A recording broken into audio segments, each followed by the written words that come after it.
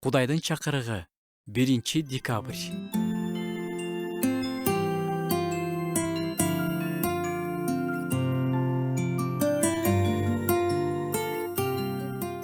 Кудайдын адамзат үчүн курган куткарылуу планы бул бардык элдерден, бардык улуттардан, тилдерден, уруулардан Ыйсанын курмандыгы аркылуу куткарылуусу.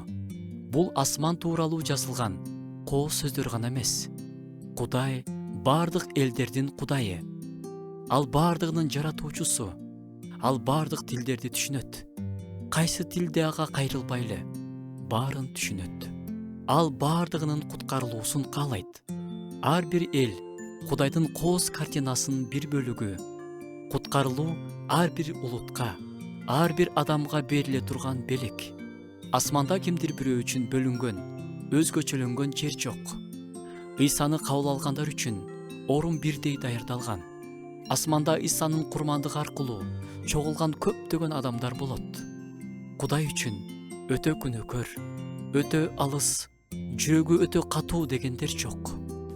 Бай, кедей, жаш, кары, аял, эркек деп да бөлүнбөйт. Ыйсаны угуп кабыл алгандар баары куткарылуу мүмкүнчүлүгүнө ээ.